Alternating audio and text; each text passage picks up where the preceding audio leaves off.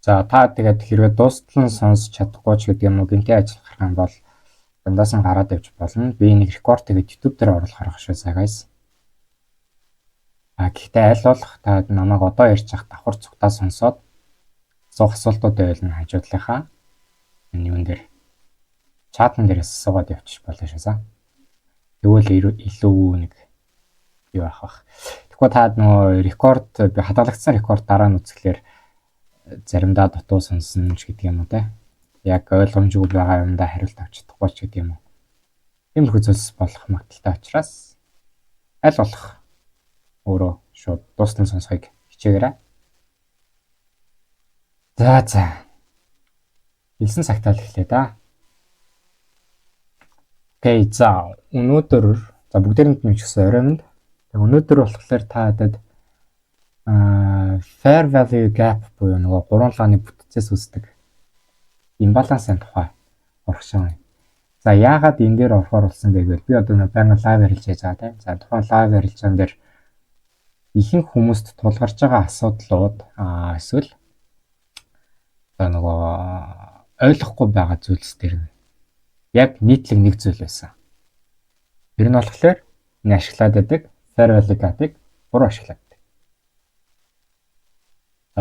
Жишээлбэл бид нартай тодорхой хэмжээний ханшны чиглэл market structure shift ч гэдэг юм уу bias-ын дагуу чиглэл өгөөд оролтоо ихэ fair value gap дээр ирэхийг хүлээгээд байдаг. Нөгөөх маань gap-ын дээр ирэхгүй тэр чигтээ өсчихдөг. Тэр чигтээ өсөө авчдаг. Оролт өгөхгүй те. Тэгээ хайрын сайхан оролтоо алдсан байдаг. Эсвэл яг нэг гой gap хараад gap-ын дээр нь ирлээ гэж даардаг. Өнөөхөн доошоо нэвтлээд эвдээд ороод ирдэг. Эсвэл бүр нэг weak татаад stop loss чинь зөгчөөд аваа явчихдаг. Тиймэрхүү асуудал айгүйх гардаг тийм үү. Тэгвэл өнөөдөр яг энэ gap-ыг хэрхэн зөв ашиглах вэ? За тэгээд consequent encroachment гэсэн нэг хэллэг байгаа. Тэр нь болохоор бидний яриад байгаа fair value gap-ийн маань 50%-ийг consequent encroachment буюу нөгөө equilibrium 50% гэж нэрлэдэг байгаа. Тэгвэл энэ 50% ямар учиртай юм бэ гэдгийг бол маш сайн ойлгох шаардлагатай гэсэн. За юуны өмнө лекц одоо ICT-ийн арга барил ашиглаж байгаа хүмүүс бид нар тодорхой хэмжээний алгоритмыг мэдж байгаа те. За ханшиг бол алгоритм хөтлөх юм байна.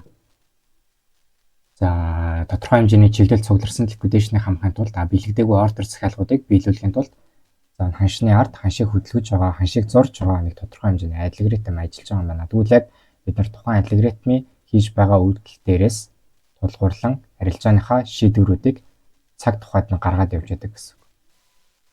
Үндсэн өсөлтийн чиглэлийн хөдөлгөөнтэй байжгаад ингээд доошоо эргэжээд ахад чинь бид нар өмнө нь өсөлтийн чиглэлтэй байсан гэдэг паттернаар арилжаад buy ороод ажиллахгүй те. За алгоритм бол доошоо shift хийгдсэн байна те. Үндсэн хөдөлгөөн pullback доошоо уналтарч ирнэ гэсэн ч гэдэг юм уу те. Хичлэн ер нь бол бид нар ханшны талаар мэдж байгаа. За эсвэл нэг тодорхой хэмжээний consolidation завсрын хөдөлгөөнтэй явж хад бид нар энэ дээр support үүсэж байна гэдэг дээрээс нь sell-тэй дэж болохгүй те. Тэр алгоритм яах вэ? Бидний stop ордеруудыг авахын тулд high гэж гарч ирээд уналт орж ирдэг юм. Эдгээр зүйлсийн талаар баг зэргийн ойлголттой байх хэрэгтэй. За тэгвэл яг энэ алгоритмын хөдөлгөөнийг бид нар яг аль үед нь яаж таних вэ гэдэг нь болохоор нөгөө premium discount буюу Fibonacci-га татангууд одоо нэг тодорхой хэмжээний ханшны энэ дээрээс өсөөд уналт хийгээд нэгсэн юм хөдөлгөөн байлаа гэж бодъё л тоо. Ингээ явж байгаа. Тэгвэл энэ хөдөлгөөний буюу энэ өсөлтөөс энэ уналт хүртэлх явсан хөдөлгөөний 50% ба түүнээс дээш хэсгийг бид нар премиум зон буюу нөгөө эрэлт нийлүүлэлтийнхаа хувьд нөгөө арай ашигтай зарах боломжтой бүс гэж нэрлэдэг те. Тэгвэл энэ зон дээр буюу 50-аас дээш гарч ирээ премиум дээр орж ирсэй бид нар сэлддэг. За доотлын хэсгийг нь болохоор дискаунт гэж яриад байгаа те. За тэгвэл энэ премиум дискаунт гэдэг байгаа чинь ганцхан ханшны хөлн дээр биш. Энэ маань өөрөө тодорхой хэмжээний fair value gap-ын дотор ч гэсэн яг энэ онол ажиллаж байдаг. Жишээлбэл 3 лааны бүтц байлаа гэж байна. За одоо presentation руу орчих юм. Одоо fair value gap бол мэдээж ойлгомжтой те. 3 лаанаас бүтэн эхний лааныхаа high цэг, 3 дахь лааныхаа low цэгийг дунд зай үүссэн байх юм бол бид нар тухайн зайг buy side imbalance, sell side inaccuracy буюу BC гэж нэрлэдэг. За классик нэршлэр бол fair value gap гэж нэрлэдэг байгаа тийм. Тэгвэл яг эдгээр энэ завсрын 50% буюу премиум дискаунтыг бид нар харж авах шаардлагатай гэсэн.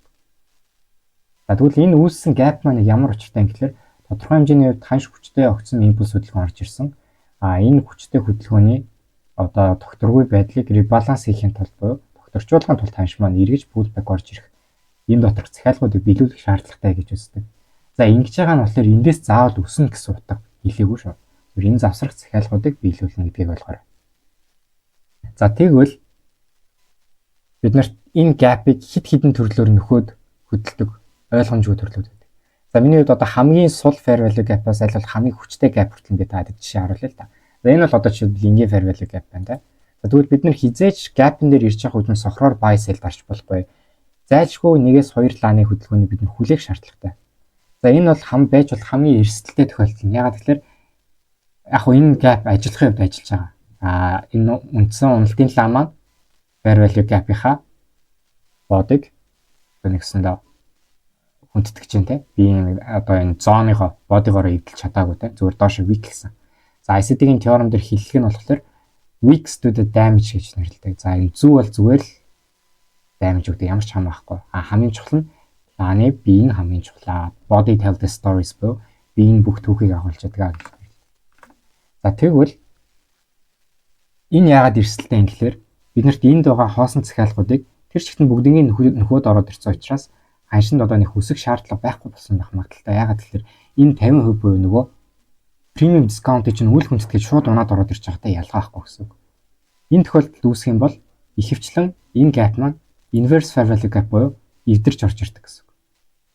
Энэ gap-ыг маань бодигоороо доошоо эвдээд ороод ирэх юм бол бид нар энэ gap маань failedчлээ. Одоо энэ BC ажиллахгүй. Эсвэргээрээ энэ BC маань эргээд биднэрт өмнөх нөгөө BC байсан лааныхаа одоо inversion gap болсон ба шүү дээ. BC-ийнхаа нөгөө discount бүсийн нөгөө хамгийн доод хэсгийг биднэрт эсэргүүцлийн бүс буюу resistance болгож авах боломжтой. Эсвэл нөгөө equilibrium буюу 50% resistance болгоод үргэлжилсэн уналт орж ирэх магадaltaй гэдэг талаас нь бид нар харж эхэлнэ гэсэн. За хоёр дахь жишээ нь болохоор боломжтой fair value gap. Бид нэг оролт хийхэд тохиромжтой.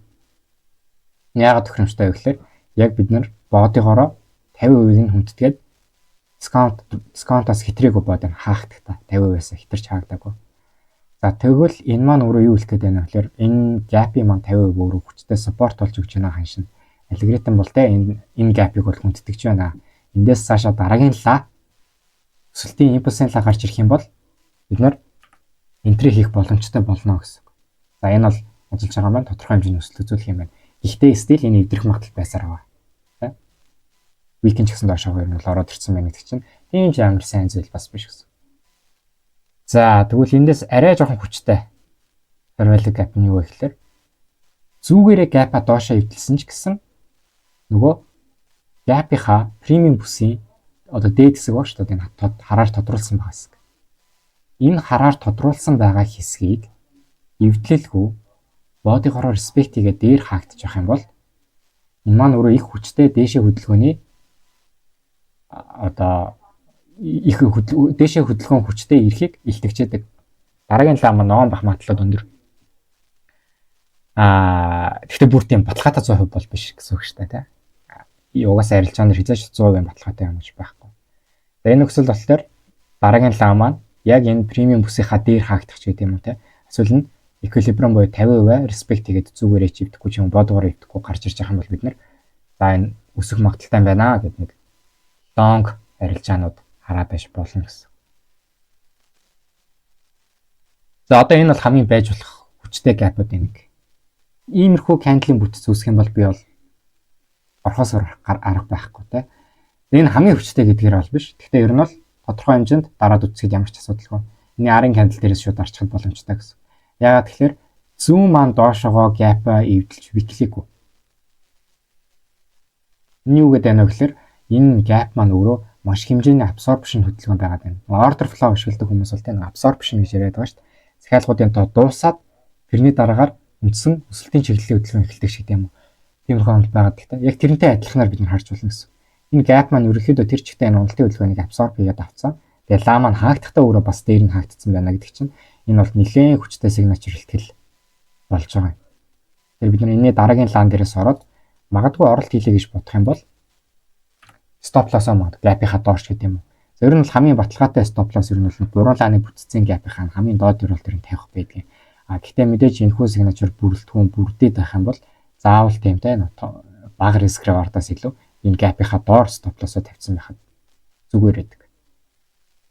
Энэ бол хүчтэй гапуудынхаа нэг. За дараагийнх нь болохоор immediate rebalance гэж байгаа. Энэ болохоор fair value gap биш. Гэхдээ fair value gap-тай ер нь бол ижил үргийг гүйцэтгэдэг. Энэ яаж яана гэхээр эхний лаа маань дээшээ week-тэй ноонлоо гарч ирсэн. Хоёр дахь лаа маань өмнөх candle-ийнхаа high буюу энэ week-ийг бодигоороо эвдээ дээшээ гараад ирэхлээр гурав дахь лаа магадгүй биднэрт энэ хэмжээний завсрын fair value gap үлдээх ёстой тийм. Гэтэл ямар нэгэн gap үлдээлгүй immediate гэдэг үгийг монголоор орчуулвал шууд маш хурдтайгаар гэсэн утгатай байхгүй. Маш хурдтайгаар rebalance гэдэг чинь эргэн тогтворжуулах гэж байна. Нэгсэндээ энэ бол аль хэдийн үүссэн gap-ыг нөхөж байгаатай дүүцгүүц хэмжээний хөдөлгөөнийг хэлж байгаа. Доошоо орж ирээд өмнөх лааныхаа зүйтэй ямар нэгэн завсар үлдээлгүй эргээд өсөд хаагдсан ч гэдэг юм уу. Энэ заавал өсөд хаагдсан байх шаардлага байхгүй. Хамгийн гол нь гурав дахь лаа маань өөрөө бодогоороо энэ өмнөх лааныхаа доор хаагдчих болохгүй л гэсэн. Магадгүй энэ улаан лаа байгаад энэ хүн чинь хаагдсан байх боломжтой гэсэн. За тэгвэл үнийг immediate rebalance үүсэж байна гэж харна. За тэгвэл энэ дээр бид нэр эргэж орж ирэх юм байхгүй байгаа шүү дээ. Тэгвэл бид нэр шууд харилцаанд орно гэсэн. Яагаад тэгэхээр нэгэнт энэ immediate rebalance үүссэн бол хашин төр нь бол нэг тийм буцаж ирээд байх тийм шаардлага байхгүй болчтой. Тэр ч ихтэй айгүй хурдан low resistance яваад хүчтэй нэг чигийн өсөлтүүд гараад ирдэг. Тэр бид нар энэ хөдөлгөөнийг бол маш сайн хүлээж авах хэрэгтэй. Би бол одоо сүүлийн үед арилжаанд орж явахдаа дандаа байж болох immediate rebalance-ыг бол хүлээдэг болсон. 5, 15, 1 цаг хэдэн аль ч time frame дээр хамаа байхгүй. ICT дээр бол time is a fractal гэдэг бүх цагууд хоорондоо уялддаг те. Тэгэхээр хэрвээ энэ хөдөлгөөн чартн дээр чи үүсэж байгаа юм бол ер нь эргэж pullback орж ирэх шаардлагагүй огцон өсөлтийн хөдөлгөөнд өгч шүү гэсэн харааг ер нь бол авчих хэрэгтэй гэсэн. Тэгэхээр энд бид нар хаана орох юм гэхээр нэгэнт immediate rebalance үүсээд өсөд явцсан байвал одоо өнгөрсөн 5 оролтоосоо хоцорсон. Immediate rebalance-ыг үүсэж явах үед нь байвал азан тараад үсчвэл та оролтоо дараагийн лаан дээрээс хийгээд stop loss-оо энэ immediate rebalance-ийн candle голын хоёр дахь candle-ийн доор ингээд тавьчих болно гэсэн. Ойлгомжтой та? За энэ immediate rebalance гэдэг бол маш чухал теорем шүү. Энийг таад одоо би live chart-н дээр би таад харуулнаа яг. За тэгээ бонусанд нь болохоор ICT-ийн хилдэг Institutional Order Flow Entry Drill буюу IOFD гэсэн хөдөлгөөн байдаг.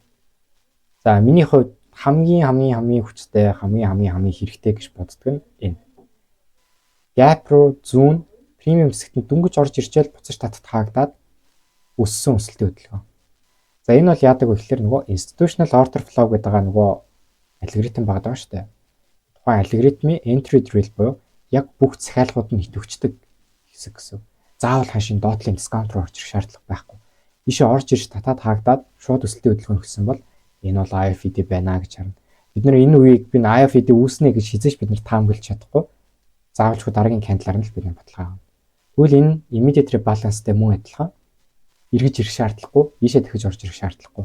Энэ gap-ийн доор ямар нэгэн доор gap үүссэн байвал тэр gap маань breakaway gap буюу бид нар дахиж доошоо орж ирэх шаардлага байхгүй gap болчтой гэсэн. Тэр бид нар энийг бас амар сайн ойлгох хэрэгтэй. IOFD гэж байгаа шүү. Institutional Order Flow Entry Drill. Тэгээ нэгэнт энэ хөдөлгөөн үүссэн байх юм бол бид нар заавал энэ хөдөлгөөн одоо энэ доотлын gap-ийнхаа 50% дээрээс нь энтри ингээд ордероо тавиад өгөх ёстой. Хоос нь найдлах тавиад хүлээгээд байж болохгүй. Яг хөө энэ бол гэхдээ би хэлж байгаа шүү дээ. 100% биш. Дийлэнх үед гэж байгаа шүү. IOFD үүсчихэд фейлддэг үед байгаа. Тэ? Энэ immediate rebalance үүсчихэд фейлддэг үед байгаа. Энэ хүчтэй fair value gap-ийн нөхцөл нь ингээд сайхан бүрдчихэд дараагийн лааны эвдээд ороод ирдэг үед байгаа. Тэр болгон дээр бид нэр яах вэ гэхээр нөгөө мөнгөний дүрм risk management-ийг ашиглана гэсэн. Одоо хэдүүл live chart-н дээр хараа тэ. За энэ дээр бол өстой маш олон төрлийн gap-ууд үзлээ шүү дээ. За ямар ч байсан ханшны маань fair value gap-ны маань энэ 50% бол маш сайн ханшиг бол дэмжлэгийн бүс болдго юм байна. Эндээс доош эвдэгдээд ороод ирсэн бол ер нь л энэ gap маань ер нь баг хүчин суларсан байдаг юм байна шүү. Сул байдаг юм байна шүү гэсэн инфог таад авчих хэрэгтэй гэсэн. За 5 дахьд миний евро USD дээр хийсэн арилжаа байгаа. Хэдүүлээ энэ бүх зурагнуудыг устгаж хагаад таад. Харуулъя. Pair дээр бол би нэг амар арилжаа хийдгүү ч гэсэн энэ дээр бол айгүй гой стаб болон бүртгэлээр нь би орсон. За энэ дээр ямар хөө нөхцөл байдал бүрдсэн бэ гэхээр би таад энэ replay хийгээд харуулъя. За ханш маань ер нь бол нэлээд уналттай байна явж байгаа юм байна те. За гэхдээ энэ доор маш хэмжээний liquidity хамтсан байна гэдэг чинь одоо ер нь бол ханш эргээ дэш эргэх магадaltaй болчихж байгаа юм байна. Эргэх хэрэгтэй магадгүй те. Энэ дээгүүр байгаа хаяуд дээр байгаа liquidation-уудыг хамах цагт өгчжээ гэж харж болно гэсэн үг. За том цагийн маань зураглал бол нэг иймэрхүү байгаа юм байна. Тэгээд 4 цаг руу ороод харъя л да.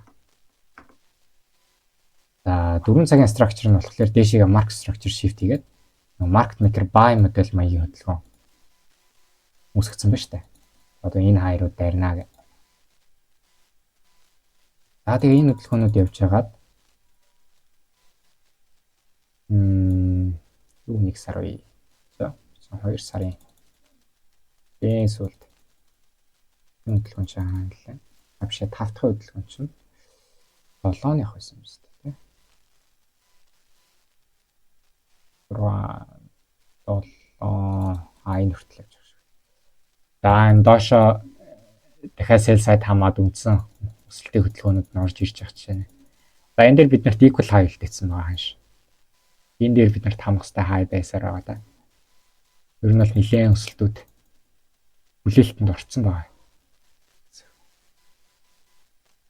За 5 минут руу ороод.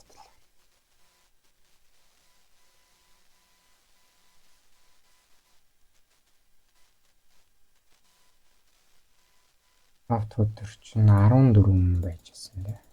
За ингээд ер нь бол нэлээ удаа. За энэ 5 дээр бүлгүүл арай удаа юм байна билээ.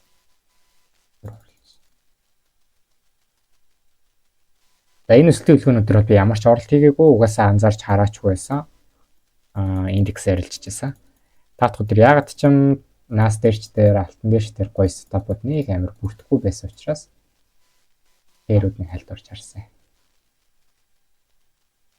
За одоо энэ дээрээс хэдүүлээ том цагаасаа хөөнө. За ханш эндээс яасан байна вэ гэхлээр 4 цаг харнаа. 4 цаг дээр бид нарт ер нь бол маш хүчтэй bullish хөдөлгөөнтэй байна те. За энэ доош унж орж ирсэн лаа маань юу руу орж ирсэн бэ гэхлээр нөгөө fair value gap руу маань орж ирсэн. Энэ бол BC. За энэ BC-г яасан? 50% нь их айхтар хөндлөг доош эвдэж орж ирсэн байна те. Доош weak-сэн байна те. За гэхдээ дараагийн лаа маань эргээд дэшээ ингээд амар impulse лаа гараад ирчихэж байгаа гэдэг чинь окей. За энэ 4 цагийн candle маань ер нь бол энэ gap-а respect хийж байгаа юм байна, хөндлөж байгаа юм байна. Өсөлтийн чиглэл бол бариастай юм байна гэдэг индикашныг авчиж байгаа гэсэн. За нэг цаг руу ороод харангууд энэ унаад өссөн хөдөлгөөн маань юун дээрээс өсөж байгаа. Бас тодорхой хэмжээний gap-ын дээр өсөж байгаа шүү дээ. Энэ fair value gap. За энэ болохоор чүд бодогоороо эвдсэн ч гэсэн дараагийн лаанаас нь бол буцаад gap-ын хөдөөш эргээ гараад ирсэн байна. Тэр stealing gap бол BC маань бариастай байгаа гэсэн. Хуулт хийж байна. Гэхдээ бас найдлах тавих хэцүү. Түрүүний эрсдэлтэй gap-ууд ингэ шүү дээ. Тэр энэ бол эвдрэх магадaltaй энэ лоо биднэрт нөгөө liquidation болох магадaltaй болчихноо гэж харж байна гэсэн. За тэгээ ерөн жоохон анзаарахтай л байж хэрэгтэй. За тэгээ 14 болоод яасан? Нөгөө liquidation чинь хамтсан. Хамсан ч гэсэн body маань яасан? Gap-ыг хөндлөж байгаа хിവэр байна те. Одоо энэ удаад бол бүр 50% respect хийгээд өсөж байна те. Тэгэхээр жоохон bullish хөдөлгөөнүүд бол хүлээх юм байна. Яа гитэрц. Bullish хөдөлгөөнүүд хүлээх юм байна. 5 минут руу оръё. 5 минут руу ороод харахад түрүүний liquidation хамсан хөдөлгөөн. За энэ gap маань өөрөө 5 минутын gapтай давхардж байна. 15 минут руу ороод харъя. 15 дээр бас нэлээд том gap байж байна те. Энэ gap-ыг бол яасан байна? 50% нь хөндлөөд өссөн. Эргэж унж орж иртэй liquidation хамсан. Дахиад 50% нь respect хийгээд өсөж байна. Тэгэхээр миний хувьд бол энэ бол нэлээд Окей, за хангалттай хүчтэй signature байна. Bias-ыг бол би дээшээ харна. Дээшээ харахтаа хааш харах. Эхний типийг би ядаж external high буюу энэ хай хүртэл харна. За тийм үүнээс цаашаа хаашаа харах юм гэхээр бүр нөө дээр зурагдсан хай байгаа шүү дээ. Тэр хай руу харах боломжтой болж байгаа гэсэн. За тэгтээ 5 дахь өдөр учраас хол хөдөлж чадахгүй те. За окей. Хааш нэлээд дэше гараад ирлээ те. Оролт өгсөнгүй ээ. Үлээ. Гэп өдөлтөөс оролт өгсөнгүй.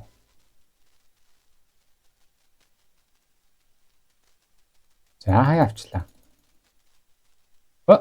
Одоо энэ дээрээс хүмүүс энэ хэмжээнд өссөнийх нь ардаас за ингээ өсчлөө гэд оролтгоо хайчдаг. Гэхдээ энэ үед яасан? Стил биднэрт энд equal хай хамтаагүй байгалах штэ. Бидний bias чинь дээшээгээ хിവэрэ байгаа штэ. Тэгээ энэ өсөлтийн pullback маань яасан? Бид нар яасан? Ийшээ орж ирэх хүлээгээдсэн. Эднэр л орж ирэх хүлээгээдсэн байдаг. Эднэр орж ирэх хүлээгээл гэтэл энэ дээр яасан гэхээр нөгөө миний түрүүний хэлсэн institutional order flow entry rule буюу IFD юм үүсэж байгаа байхгүй. Энэ IFD үүсэж байгаа гэдэг чинь бид нар яаж мэдж байгаа? Gap руу орж ирлээ буцаж ирж татаад энэ лаа маань бүр өөрөө ногоонлоо хагдсан гэдэг чинь миний энэ дараагийн лаан дээрээс entry гэдэг магадгүй stop loss энэ лав хадаар тавьчих болно те. Тэгэл TP-г энэ хүн чинь энэ хай дээрээ ийм трейд хийх боломжтой байгаа байхгүй. Бараг л нэг харцсан хоёртой. Тэртээ дэргүй бид нар чиглэлээ мэдж байгаа юм чи заавал нэг шуналтаа л те хэмжээнээс ингээл нэг risk reward нь нэг хэрсэн 6-тай гэж хараадаг шаардлага байхгүй. Тэгэхээр л setup нь өгөгдөөд авах ёстой газрын тодорхой байгаа юм дээр бид нэгсэн энэ чинь бараг л өнгөө мөнгө шахуулчих байгаа байхгүй. Тэгэхээр энэ хөдөлгөөнөө сурчих юм бол хэрэгтэй. За. Тэгсэн 5 дахь өдрийн мэдээ юу? Мэдээ гарч ирсэн. Биш. Чөдөө юу? Энэ 2 цаг гэдэг чинь. Нөө Трампын яриагаар. Трампын яриа гарч ирээд liquidation дотроо liquidation хамсаа. За эргээд том цаг руу гоор. Энэ маань ямар нэгэн gap-ыг still respect хийсээр байна уу? Respect хийсээр байна. Өмнөх нэг цагийн gap-ыг энэ том нэг цагийн gap-ыг бас бодоороо ивдэг байна. 15 руу тараа. Би ингээд аюу олон цагууд ингээд шилжүүлж хараад байгааг та анзарч байгааз. Ерөөсөө бид ганцхан цаг дээр найдаж болохгүй. Дандаа олон цаг харж байгаа шаардлагатай байхгүй. За окей. Тэгээд үндсэн өсөлт маань эхэлжлээ. За миний хувьд арилжаанд ороход хамгийн тохиромжтой цаг маань ер нь бол 19 цагаас хойш буюу Нью-Йоркийн Kiel зооны 4 цагийн лаа нэгдэх үед хамгийн тохиромжтой гэж би үздэг. Тэр болтол арилжаа байхгүй төлөөнэ.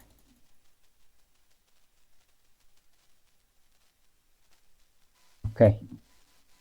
За.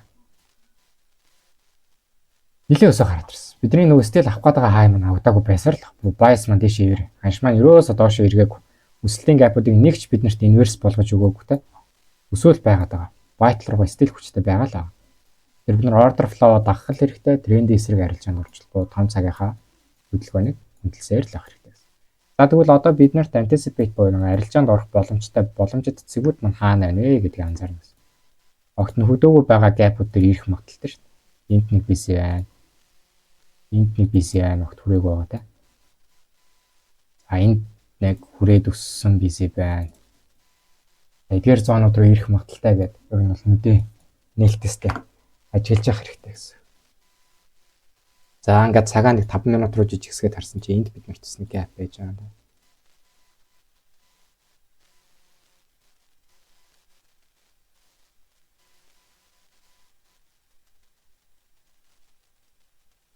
За доош бид нарт liquidation хамаад ороод ирсэн. Энэ liquidation маань энэ 5 минутын gap-ыг still хүндлээд энэ доор бид нарт liquidity хамаад хамсны дараа бид нарт энэ доор дахиад нэг имбаланс үүсчтэй. Ийшээ орж ирээд буцаадцсан. За тэнгууд түрүүн за энийг төр арилгачаа. Дээдлийн gap-а хүндлээж доотлын gap-ын дээр ч гэсэн ингэж орж ирээд эргээд татчих байгаа чи миний хувьд нөгөө амар супер bullish хөдөлгөөнүүдийн маань нэг гэж хэлээд байгаа штэ. Тэр өсөж байгаа байхгүй. За тэгвэл бид нар заавалчгүй одоо нөгөө дээшээ shift хүлээлгүй 5 минутын чарт байгаа юм чинь 1 минутын дээр shift хийлгүүлчих болно гэсэн. 1 минут руу ороод харахаар яасан. Lower high higher high гараад ирсэн. За энэ уналтын туршид бол ер нь бол тэ нөгөө унгаах селтлийнхаа имбалансуудыг респект хийжсэн бол яг энэ хүчтэй зоон дээр ирээд liquidation хамсныхаа дараа уналтын inverse fair value gap үүсгээд эхэлж байгаа байхгүй. CB-нүүдийг дээшээ эвдлээд 1 2-ыг үүсгэсэн юм тэ. За тэгвэл энд бидний breaker байгаа. Тэгвэл би айл болох нэгэнт энэ бол амар супер bullish юм чинь. Заавалчгүй энэ лоо хүртэл орж ирэх шаардлагагүй те. Энэ том үлдээсэн 1 минутынхаа fair value gap-ыг л respect-ийг шаардлагатай. Энэ BC respect-ийг шаардлагатай гэдэг. Энд чэнэс оролтоо хүлээж чинь гэсэн. За тэгээд хөдөлгөөнөө харна. Орж ирээд татаад өсөлтийн талаа гарч ирсэн. Энэ юу вэ? Нөгөө түрүүний хэлсэн IFD буюу Institutional Order Flow Entry Drill гэдэг. Gap руугаа нэг тик орж ирээд дээшээ хүчтэйгээ татцсан. IFD. Нара. Юм бац. За энэ үнэхээр IFD мөн бол би заавал stop loss-ыг юм том байх шаардлага байхгүй. Энэ доор ингэ тавьчихсан. За тэгээд миний эхний типи хаана авах юм? Мэдээж ойлгомжтой. Хамгийн ойрхон баг swing high та. Эднэр дээр бид нар partial 80-таа хаачих болно гэсэн. Одоо нэгэнт энэ gap-ын дээрээс өсөөд энэ gap үүсээд дээшээ shift хийж байгаа юм чинь хамгийн ойрхон low hanging liquidity бол энэ high. Тэгээд дараагийнх нь яах юм? Энэ үсгсэн swing high. Энэ swing high-ын дараа яах юм? Нөгөө биднэрт дээр байгаа энэ high хүртэлгээд гарчин гэсэн. Үнэхээр энэ амжилттай явах юм бол энэ бол бүр нэг харцсан 67-тай харилж болох нэ. Гайхалтай яа. Гэтэ байнга ингэж явахгүй л дээ. Энэ бол зөөр өчтөр айгүй гоё нөхцөл бүрдсэн. Institutional order flow гэж яагаад easy ихний тарагтаа авлаа. Би 5 минут руу орсон. За 1 минутын хувьд бол өвдөлж жоохон дутуу байдаг. За тав дээр ингээд gap үүсгээд gap-ын дээр орчихгүй байгаад байна гэдэг чинь нь бол амар хүчтэй bullish байгаагийн илтгэл. За эргэж орж ирсэн хаана вэ гэхээр энэ дугаа breaker руу орж ирж байгаа юм. За миний яг орсон оролт нь болохоор тухайн энэ breaker дээрээс би оролттой байсан. Яг энэ үед chart харчаасан учраас миний өөрөө маань орсон оролт бол би эндээс орсон. А хэрвээ 9-ийн chart хардаг хүн байсан бол магадгүй энэ доороос л надад орох боломж нь бүрдсэн юм. За тэгвэл миний stop loss хаана барьж байгаа юм гэхээр одоо нэг энэ gap руу ороод ирсэн daily gap-а disrespect боёо эвдээд ороод ирчихэж байгаа юм чинь магадгүй энэ dotling gap-ыг бас хүрч магадгүй шүү дээ. Би энд байгаа нөгөө breaker-ийн low дээр stop loss-а тавьсан. Өөр юу хамаагүй ингэж тавьж болохгүй. Stop loss зөвхөлнө. За тэгээд ялгаахгүй эхний типийг анчаа хоёр дахь типийг дээшээ ингээ харж байгаа. За окей. Дээшээ гараад ирчин тэ. Одоо энэ хаа эвдэрч чинь гэдэг чинь шин dealing range үүсэж байгаа гэсэн. Нөгөө өсөлтгээ гараад ирж байгаа юм чинь энэ дараагийн ханш маань энэ хаяа эвдэлчих юм бол би stop loss маань магадгүй энэ доор байсан бол эргээгээд би энэ хүртэл зөөж болно гэсэн. Одоо дахиад энэ хай swing high үлдээгээд дээшээ гараад ирвэл окей. Swing high үлдлээ pullback дээшээ гараад ирсэн. Одоо би энэ дээр break-in тавьчихад асуудал болчих. За тэгээ ихний тип үрдлээ. Easy байлаа. Дараагийнх нь дахиад high low higher high-ыг гараад ирсэн. Өмнөх dealing range-ийн low нь ханалаа. Энэ дээр үс break-in тавьсан байгаа тийм. За тэгээ энэчнээс pullback орж ирээд higher high шинэ high үсчлээ. Би stop loss-оо энэ high дээр бүтэн тип явсан энэ дээр тавьсан. Тэгэд доош унж орж ирвэл орж ирэх гээд хайцсан байжгаад энэ маань нэлийн дээшээ гарч ирээд би энийг харсан юм аа. Энд дахиад нэг дээшээгээ shift маягийн хөдөлгөөн явуулж байгаас liquidation хамлаа. Өсөлтийн хөдөлгөөн. Энд байгаа gap-ыг маань respect гэдэг юм те. Body-нууд нь дандаа премиум бүсийн дээр хаагдаад байна те. 50% нь харах юм бол дандаа 50% дээр хаагдчихаас. Тэгвэл би яах юм? Оролт нэмж болно сте. Гэхдээ би энэ дөр оролт нэмээгүй. Би нэг алтан дээр арилжаа гэдсэн. Тэгээ зүгээр шууд stop loss-ын дор тавьчихсан. Тэгээд stop loss өгсөн байт юм аа. За тэнгууд миний хувьд бол нэгсэндээ энэ техник типи аваад үлдсэн арилжаа маань энэ таагдсан гэхлээр 80% та partial юм чи 2 орол заа иймэрхүү арилжаа л болсон гэсэн. Зөвхөн gap-уудаа харж байгаа л орсон оролт. Яг хөө мэдээж энэ change in the state delivery, market structure shift, breaker-ыг харахад харж байгаа би том цагийн bias-аа харсан. Гэхдээ хамгийн чухал тулгуурласан юмнууд нь fair value gap-ууд. Ийм хүчтэй байгаа байхгүй. За тэнгууд энэ institutional order flow гэдэг байгаа зүйл чинь өөрөө яг нэг чигийнхаа л хөдөлгөөнийг эхлүүлчих юм бол дунд цаг, том цаг, бага цагийнхаа gap-уудыг маш сайн хүндэтгээд явчихдаг. Ийшээ орж ирлээ, өсөлт гарлаа. Энд гэп үлдээлээ. Өсөлт гарч ирлээ. Энд гэп үлдээлээ. Өсөлт гарч ирлээ. 5 минут 15 минут тутамд ер нь бол нэг гэп үүсдэг. Хэрвээ нэгдлийн institutional order flow. Одоо шилбэл энэ дээр бол энэ тохиолдолд бол бид нар хэлсэн те нөгөө том цагаараа бол market maker buy модель үүсэж байна гэж харж байсан шүү дээ. Тэгвэл бид нар энэ хөдөлгөөний те бүр ингээд энэ ловоос нь энэ хай хүртэл барих гэж чичирсэнгүй. Өөрөлд би нэг 15 минутын шинжилгээ хийж хагаад анзаараад харах юм бол internal liquidity-г авлаа, external авлаа, internal авлаа, external авлаа, internal буюу дотоод liquidity-г авсныхан дараа external энэ хай руу авна гэсэн энэ том хөдөлгөөний энүүхэнчээ хөдөлгөөнд нь ороод маш их таарчих боломжтой байгаа байхгүй. Тэгэхээр бид нар заавалчгүй нэг хэсвийн гарилжаа бариад энэ ловоос энэ хай хүртэл маш ихтэй гарна гэж бариадах шаардлага байхгүй. Өдөр тутамдаа institutional order flow маань аль чиглэл рүү явж байна? Аль gap-уудыг respect хийж байна? Ямар үйлдэл үзүүлж байна гэх зүйлс харна гэсэн үг. Магадгүй энэ улаанлаа маань доошоогоо энэ BC-г эвдээд ороод ирсэн байж болно шүү дээ. Тэгвэл энэ өсөлтийн хөдөлгөөн үүсэхгүй юм билүү. Магадгүй энэ уналт маань liquidation хамлалт хийхгүй доошоо эвдрээд ороод ирсэн байна. Тэгвэл би өсөлтийн хөдөлгөөн үлээхгүй шүү дээ. Тийм баггүй. Тэгвэл ингээ анзаарах юм бол яг ингээ та тараарай. Өсөлтийн gap-ууд дандаа respect хийгдсэн байгаа. Энэ бүр дандаа том цагийн gap-ууд. За тэгээд уналтын gap-ууд маань дандаа эсрэгээрээ дээшээгээ инверс хийгдээд яваад байгааз. Энд байгаа инверс, энд инвершн. За өсөлтөөс ганцхан инверс хийж байгаа хэд нь юу гэх юм бол нөгөө премиум дискаунт руугаа хуучин gap доторх liquidation хамгаал орж ирсэн оролтууд энэ дээр бид нар market structure shift үүсэж ийн гэж андуурч харж юусоо болохгүй. Бид нар body to body буюу лааныхаа биеэр тодорхой хэмжээний ловыг эвдсэн цагт market structure shift гэж үздэг та. Тэр нэг тийм бол байгаа. За fair value гэж бол ийм юм байна. За тэгээ consequent encroachment гэдэг бол дандаа нэг 50% шалгасан хөдөлгөөн байгаа шүү дээ. Энэ яагаад те одоо жишээлбэл энэ gap-ыг хараад энэ нь хэдийн нэг цагийн gap шүү. Нэг цагийн gap-ыг хараа 50% заавалчгүй эвдэлгүй зөв эвдлээд иш өсөд гараад ирж байгаа. Энэ зүгээр нэг хөдөлгөөн юм уугүй шүү дээ. Энэ нөгөө алгоритмын precision буюу яг энэ алгоритм чи өөрөө тодорхой хэмжээний захиалгуудаа биелүүлээд дууссан.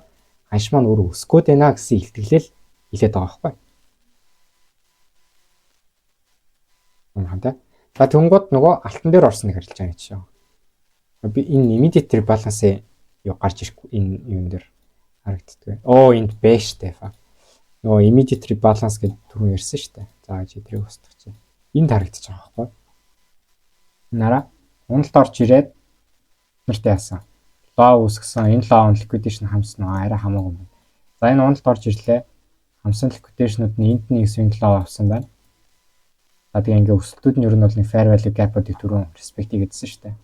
За тэгээ ингээ анзаараад харах юм бол бас нэг тодорхой хэмжээний breaker дээрээс өсөд байгаа ухаантай юм байна шүү дээ. За тэгвэл энэ өсөлтөн дээр бид нэг цагийн чартыг харах юм бол нараа ер нь бол энэ ч доошогоо market structure shift хийгдсэн байгаад high low higher high lower low гэдэг low үедээ гараад ирсэн. Тэгэхээр ер нь бол ихэнх хүмүүс энэ чинь за CB үүсчлээ. Энэ CB дээр sell-ийг хүлээн шүү дээ. Өнөө bias ойлгодоггүй чиглэлийн тодорхойлолт байдаг хүмүүс. За тэгмүүд энэний ардаас биднэрт юу үүсэж юм гэхээр ногоонлаа гарч ирлээ. Бодогоор эвдээ гараад ирлээ. Тэгвэл биднэрт энэ дээр fair value gap үүсэх нэлээд том range үүсчихлээ шүү дээ. Гэтэл энэ range-ийг immediately буюу маш хурдтайгаар энэ range-ийг нөхөж орж ирээд энд биднэрт immediate rebalance үүсгэж байгаа байхгүй. Буцаад дэшээ татаад гараад ирсэн бол тухайн чиглэлийн дагуу хүсэлтийн хөдөлгөөнөд хүчтэй байна гэсэн онол өгдөгтэй. Тэгсэн эндээс хойш яасан. Бид нэр бүр нэг цагийн эсвийн гарилжаа баг энэ дэр хийсэн бол энд оролт хийгээд боли өгсөн бас stop loss-ийн 38 пипний stop loss ингээд тавь. Rebalance хадаар гэх. Тэгээ хамгийн ойрхон эсвийн кагийн нэг хэрцэн гэдэг нэг хэрцэн ихтэй ч юм. Ингээд иймэрхүү трейд хийсэн бол авахаар л шүү дээ. Бүр боли энэ хүртэл нэг хэрцэн хоёртой хүргээд хийгээл аваад авахаар байгаа байхгүй. Одоо бол round liquidity буюу ханшны маань зорж байгаа зэрэг зайлшгүй энэ хай бол хүрхээс үр гарцгүй болчихж байгаа гэсэн. Үнэхээр л энийг болоо явна. Унж орж ирээд энийг доошоо эвдээд бодигоор эвдээд ороод ирдгүүл юм бол эх 7 хоногт бол евро USD дэшээ энэ хаяг бол баталгаатай авна. А энэ хаяг авсны дараа ханш болохыг би хэлж мэдгүй байна. гэх мэтчлэн гэсэн.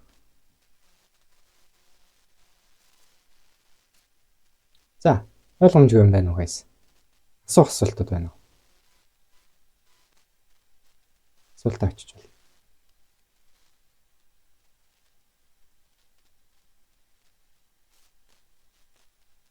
Гацаад байсан асуудлынх нь одоо нэг хариулт нь болж чадгүй.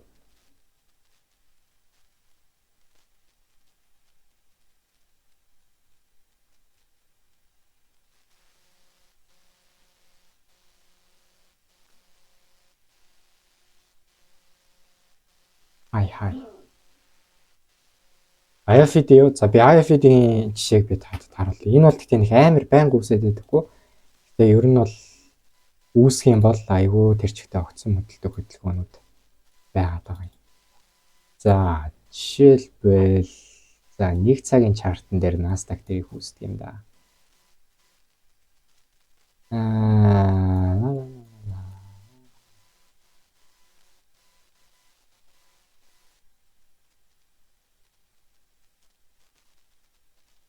Одоо юм байна.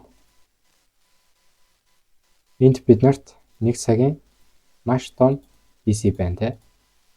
Энэ BC-д ханшмаа нэг ч хурц орж ирээгүй байжгаад pullback нь орж ирэхдээ gap-н дээр маань хүрээд дээшээгээ буцаад range-нээсээ гадуур хаагдсан. Үүний дараагаар өсөлтийн лаг гарч ирсэн бол энэ бол institutional order flow entry дээр л.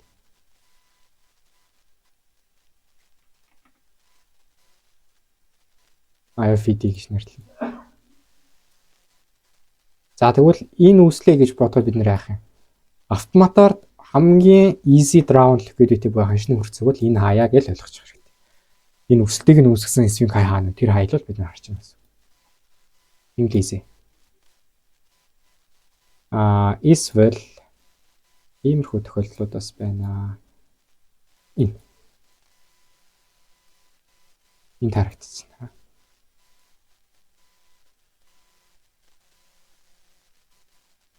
Энэ ч гэсэн IFD. Gap үүсгээл дараа нь gap-н дээр орж ирээл юугөө буцаад эргээд татцсан хөдөлгөөн.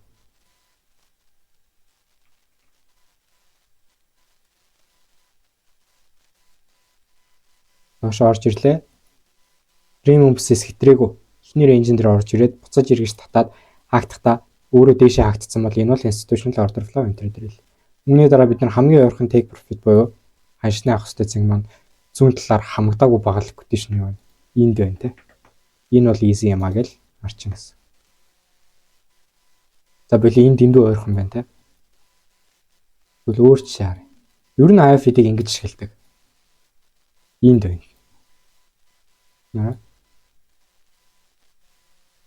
Gap үүсгэлээ. Gap руугаа хатглаа. Энийг IFD-ийг хэцүүлэн гэхдээ энэ маань өөрөө яасан. Буцаад хаагдахтаа маш хүчтэй импульсаар дээшээ range-с гадуур хаагдсан. Энийг IFD гэж хэлэхэд бас боломжтой лээ. Тэгвэл энийг IFD гэж харлаа гэж бодоод бид нэр хамгийн түрүүнд авах боломжтой хаа юм гэвэл энд байгаа хааяг авах амнаа л гэж үзсэн гэсэн. Энэ жоохон заваарч байгаа яваад авах авсан байна те. Энэ бол яг нь 50% хэтэрсэн байсан болохоор жоохон заваа үүсчих. Still энэ gap бол доош ивдэг байна те. Body closure байх. Энэ харагдчихэв. Энэ бол айгуу гоёчсан. Gap руу орж ирлээ, буцаад дэшээ татаад range-с гадуур хагдаад дэш өсөлтийн лаг гарч ирж байгаа гэдэг чинь энэ маань өөрөө institutional order flow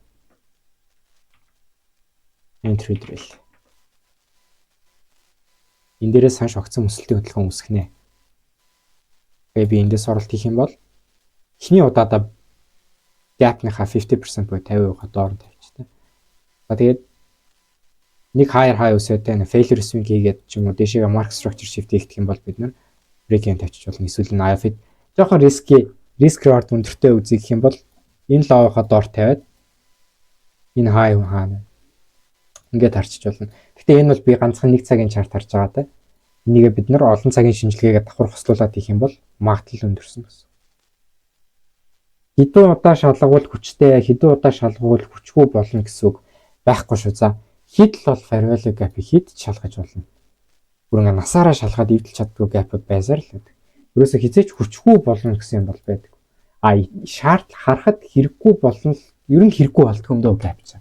Одоо бид рүү хэлсэнтэй уналтын gap маань унгаах хүчтэй байж байгаа. Гэхдээ унгаахгүй өвдөрчих юм бол эн чинь өөрөө биднэрт inverse parallel gap болно гэдэг байгаа шүү дээ.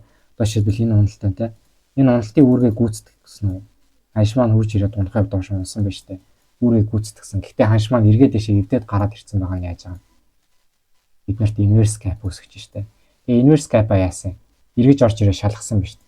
Тэгээ энэ шалгалт нь inverse-гээс respect тэгээд энтэй давхардж байгаа нь өөрөө BC давхардж байгаа байхгүй. Тэгээ эн чинь давхар confirmation болоод өгч байгаа гэсэн. Ер нь gap хэрэггүй болно гэж байдаггүй. Огт хүрээгүй тэр чигтээ хаягдсан gap-уд л байдаг. Жишээлбэл энэ нэг gap байна. Онолд орж ирлээ. Үйлдэлээ гүйцэтгээгүй эвдэрсэн. Дараа нь ясан ханш маань pull back-а яг энэ inverse gap-ийнхаа хаанаараа 50% бүр яаж шалгасан байгаа хар та. Энэ нөгөө хүчтэй сигнатуруудын нэг байгаад байгаа байхгүй.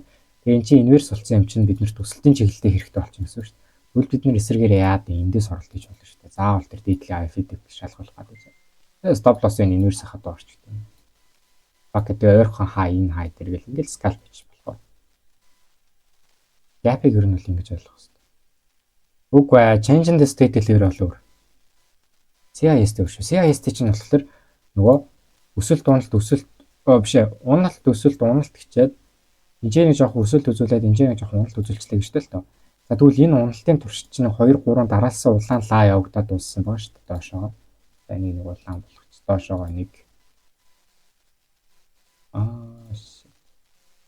3 ч гэдэм юм. За ингээд нэг 3 лагаар уналт явчлаа. Магадгүй энэнийхэн зүүн жоохон дээхэн жоохон ингэсэн билээ гэж бодлоо л та. Тэгвэл үүнийг маш хүчтэй импульсын лагаар дээшээ ноон лаанууд маань боди хийгээд эвдээд гараад ирэх юм бол заавал weekend нэвтлэх шаардлага байдаг юм шээ. Тэр бодиор эвдээд гараад ирэх юм бол энэ бол CIST л гэж change in the state. Бодигоор эвдэж байгааг change in the state гинэ. За тэгвэл энд яах юм?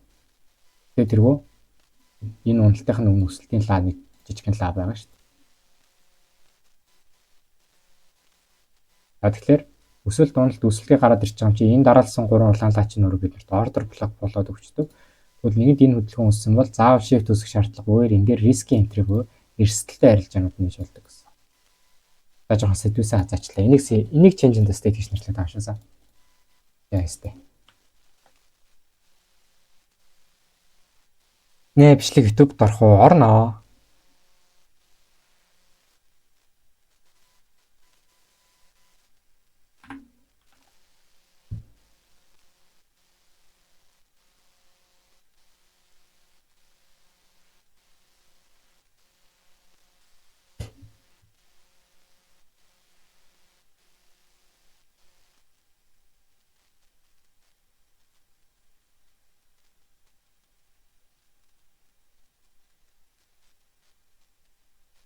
Фибоначчигийн үед бол хянд төвсүүдийн fair value гаптай хэвчээ.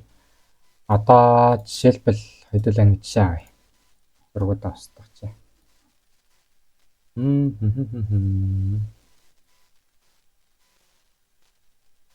За факт ингээд Nasdaq-ийг харахаар угаасаа мэддэг болохоор байнга ярилцдаг болохоор чартыг хангалттай хэдүүлээ мэдхгүй pound-ийн явцал руу орж шинжилгээ л та. За тэгээд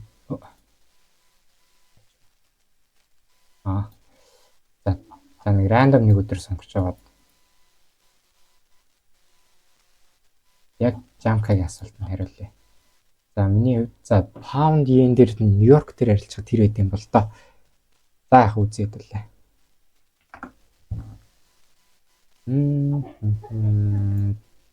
Ингээд шинэ өдөр нэгдээд энэ ч одоо эндог нэг гэж байдаг юм. За 6-аас нэгдэж ийн гэдэг чинь.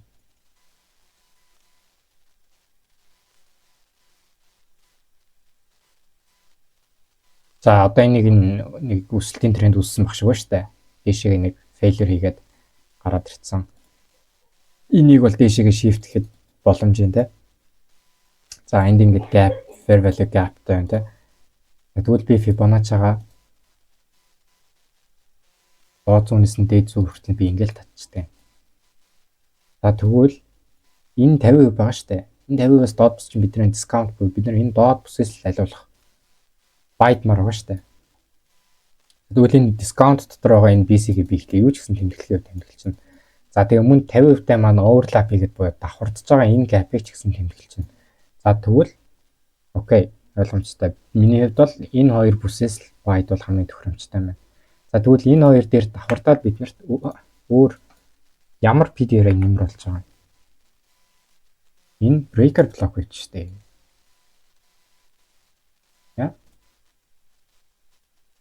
Өөр биднэрт давхар яваа. Биднийг сайн амар сүртэй юм байхгүй те. Тэгээд дээрэс нь энэ чинь биднэрт нөгөө change in the state хийсэн хөдөлгөөн маань байна. Дараалсан уналтын лаг, импульс ногоонлаанууд эвдэж гарч ирсэн.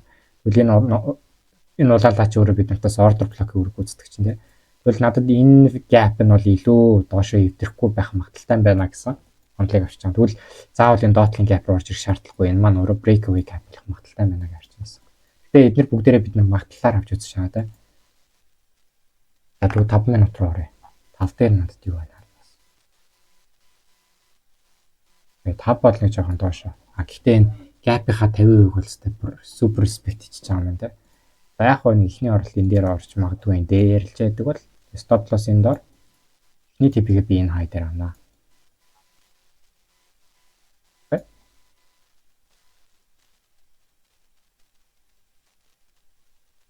За шинэ dealing range үүсэж байна.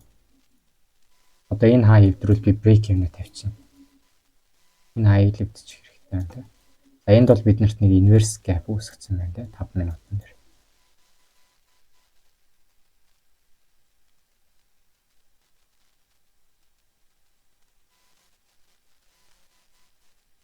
За gap руу маань эргээд татах чинь те. За энэ лог бараг liquidation болгож авах магадaltaй байна гэж хүлээж үл юм. Ягаад гэвэл энд нөгөө change in the state гэсэн order block маань байсаар байгаа да.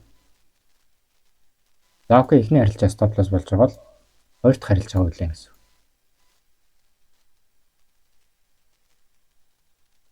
Окей. Gap-ыг маань respect гэдэг дэшээ татаад гараад ирчихэн те. За тэгвэл хоёр дахь харилцаа gap руу орж ирлээ. Буцаад дэшээ татаад хаагдчихээн. Нөгөө түрүүний хэлсэн IF-д байх магадaltaй болчиход байна те. Гэхдээ жоох эрсдэлтэй юм хэдүүлээ бол нэлээд уналтын хөдөлгөөн дээр байгаа. Гэхдээ Fibonacci-гийн хувьд дискаунт руу ороод ирсэн. Энэ хаяг бол би авахулчмаар л байна. Чхасаа л гэж бодож найдаж байна. За яг энэ gap-ыг эвдэх нь эвдэхгүй нь харчээ. 5 минутын. Үнэхээр энэний ардаас ногоон candle үсэлтийн лаг гараад ирвэл за би бол эндээс шууд бай. Stop loss-ын order block-ын дор тавьчихсан. Тэгээд дөрөвний харжсан энэ хаяг хүртэл ихний типийг авна гэж харчихсан. Бас л чанга буцаж доош орж ирдэг хослоо шүү. Pound yen ч мэдэхгүй болохоор. За энийг төлгүүлчихье.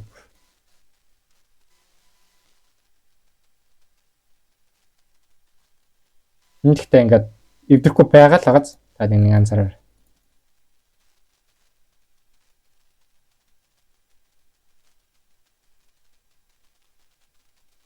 За нэг хоёрын хооронд харамч жижигхэн stop loss тавилгүй барагтай. Түрүүний ихний оролтоо хаана нэлээдүүлээ.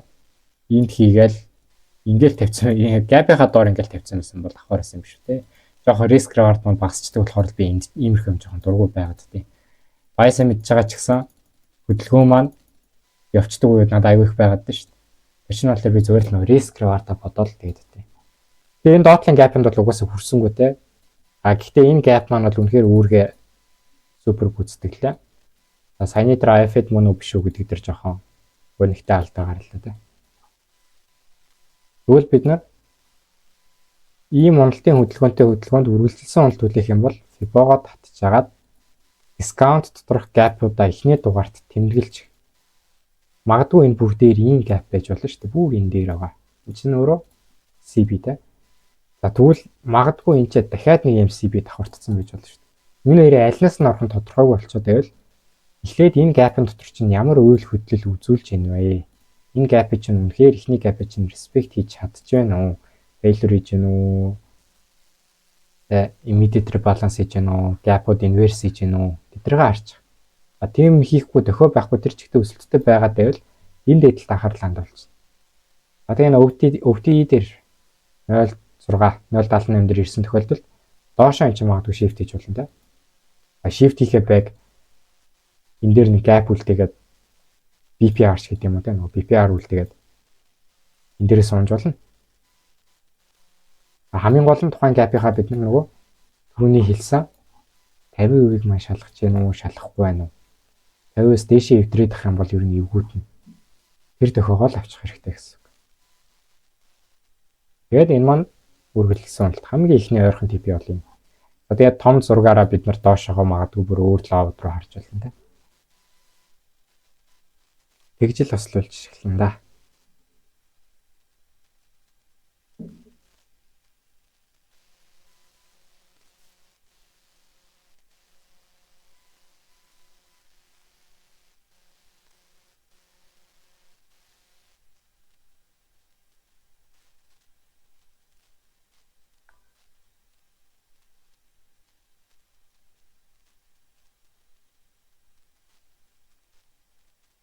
Тэгээд яг нөгөө ICT-ийн хамгийн гайхалтай зүйл нь юу вэ гэх юм бол үнэхээр та хараад сурчих юм бол хаанаас үсэх унахыг бүрээ ингээд 100% зад энэ цэгээс гэж мэдгүй ч гэсэн эндээс энэ бол баттай хүрнэ гэсэн итгэл үнэмшлийг бол авч чаддаг.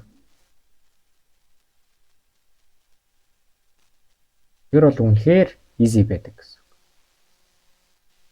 Жишээлбэл ядчил энэ Fibonacci gap-ийнхаа хөдөлгөөнийг харж байгаад окей хамгийн ойрхон энэ хаяг бол угаасаа авах тодорхой болчихлоо. За ханшны энэ хөдөлгөөн маань угаасаа ийм амар хүчтэй байгаа юм байна. Тэ? Энэ олон юмнуудыг хардаг болчихдог.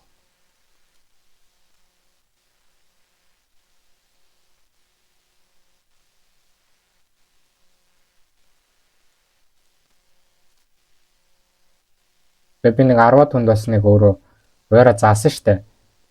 Тэр хүмүүсээс одоо ингээд манайхнаас ингээд фанд мандад авчаад явж байгаа хүмүүс байна.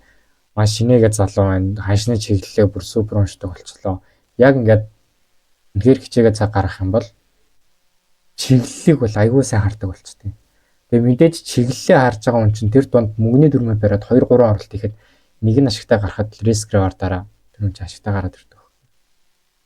Тэгээ мэдээж 100% ашигтай юм гэж байхгүй. Алдах үедээ алдна, ашигтай үедээ ашигтай үед байдаг шүү дээ.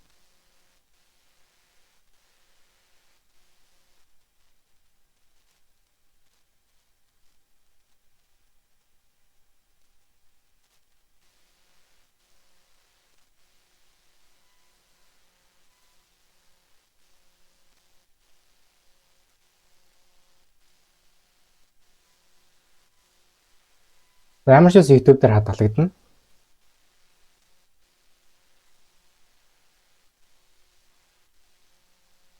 За нэг хэдүүлээ нэг 5 асуулт асуучаад тэгээд нэг жоохон сэтгэл зүй ярьж хагаад юу яа.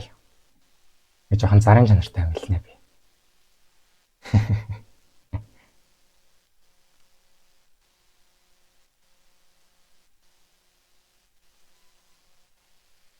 Би энийг бол нэлээд рекорд хийгээл байгаа. Жоох удаан бослогдох бах. Чадвал өнөөдөр та багтаад би рекорд оруулчихнаа та хэд. За. Миний алтан дээр орсон оролтыг тайлбарлуулах үед лээ. Яг саяных шиг брейкдаун хийгээд Euro-USD дээр хийсэн шиг. Тэгвэл гой галны юм ч үлдээ. За тэгвэл хэдүүл алтыг тайлбарлая.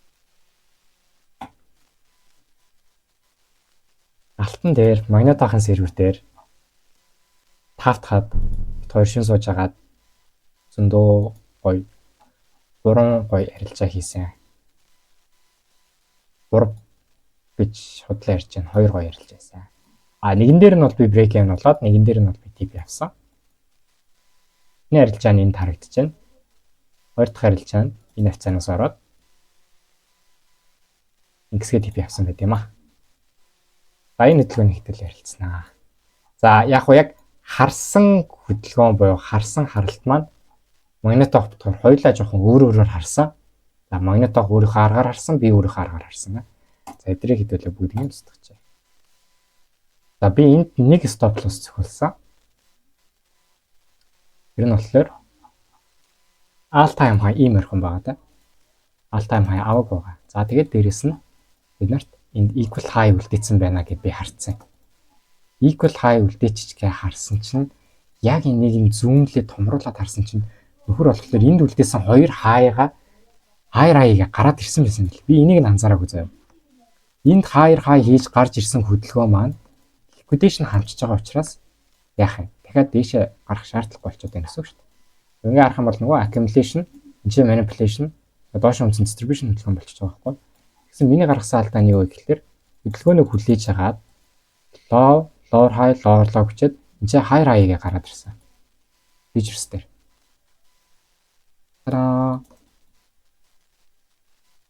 За тэгэхээр би яах вэ те? Бид нарт энэ доор gap байна. Gap-тай маань давхартаад юу байна? Энд breaker байна. Тэгвэл би энэчнээс нь орноо л хөтөж юм өстэй те. Тэгээ 1 минут руу орж агаад ажлынхаа хөдөлгөөнийг харсан чинь энэ нөгөө бидний хэлээд IF-д үссэн байна. За тэнгуут нь би шууд нөгөө 5 минутын breaker-ийг энэчээ тэмдэглээд оролдоо болохоор энэ breaker дээрээс нь хийчээ. Одоо уус ийш орж ирэх шаардлага байхгүй бах. Энэ dotling gap-уудыг онгорхоо үлдээнэ гэсэн онолтойгоор bias-а дээшээ гаргацсан. Тэнгуутаа эхний типигээ энэ high дээр аавна. Үлдсэнийг дээшээ энэ equal high руу дахиад дээшээ жоох явна гэвэл all time high руу ингэ харцсан байхгүй. Наа тэгсэн чинь fucking доош унаад ороод ирт юм да. Айгуу гоё явж хагаад ингээд ороод ирсэн. Ивтлц. Энэ дээр нэг stop loss гэж байгаа. Окей. За тэнгууд миний нүдэнд шууд хамгийн түрүүнд харагдсан. Окей. За.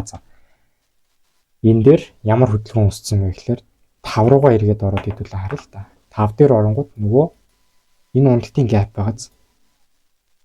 Энэ уналтын gap-ыг зураад харангууд энэ 50%-ийг нь харчлаа. Ийм доошоо хүчтэй сигнатур үлдээгээд 50-аас дээшээ чүчүүд гарч ирсэн ч гэсэн энэ тараа өсөлтийн gap-ыг доошоогоо биднэрт inversion gap болгож өгөөд inversion-тай давхардуулаад дахиж нэг CB үлдээгээд тэгээд дээшээ энчээ биднэрт institutional order flow entry drill буюу нөгөө IFD үлдээчих. Хэрвээ би энийг анзаараад харцсан байсан бол тухайн үед бол хараагүй юм л та. Нөгөө евро USD-ийг арилж нээлт давхар нээлттэйсэн. Тэгээд алтан дээр дахиад алдаад тэр евро USD-ийг арилж байгаа ашигийг гаргахгүй байж хаар гэд би энэ дэр анзаараачгүй хараачгүй хайцсан байсан. Энэ дээр орсон бол би ихний типи энчээ гэж хараад хоёр дахь арилж байгаа магадгүй. Ойрхон хамагдаагүй болоо энэ лоб энэ хамагдчих. Энэ лоб хүртэл гэл ингээл харахаар л байсан л та. Ингээ easy TP зохихоор байгаа байхгүй. За тэнгууд нөгөө Нью-Йорк нэгдсэн дараа ханш маань volume impulse-араа доошоогоо аяйгүй хүчтэй displacement хийгээд энэ ловыг эвдээд ороод ирсэн. Энэ ловыг. За энэ ловыг эвдэж орж ирэхийн энэ бид нэр жоохон том цагаар буюу 15 минутаар харахлаар хотлоо харцсан. 1 цагаар харах юм биш. 1 цагаар харахаар яасан гэхээр high low, higher low хийж гарч ирчээд доошоогоо бид нарт market structure shift өгсөн бааз 1 цагаараа бид нар доошоо хэрэгжиж байгаа юм. Тэгэхээр одоо надад эднэр ерөөсөө ч чухал биш. Энэ high руу надад дахиж зүглэж харах шаардлага байхгүй болчихж байгаа байхгүй. За тэгвэл би энэ дунд өөрийгөө яаж багтаах вэ? Энэ short-ийн хөдөлгөөнд би яаж өөрийгөө багтаах вэ гэд бодонгод надад энд нэг gap үлдээчлээ CB байна. Дахиад энэ доор нэг CB байна. Энэ болгон дээр орж ирэхийг би хүлээсэн гэсэн. Аль нэгийг хүндэтгэхийг хүлээсэн. Дахиад унаад ороод ирсэн. Дахиад энэ CB амар эрчимтэй унаадсан. Надад ерөөсө боломж олохгүйсэн л та. За тэгсэн чинь тарараа. Энчээ. Нөгөө institutional order flow entry drill.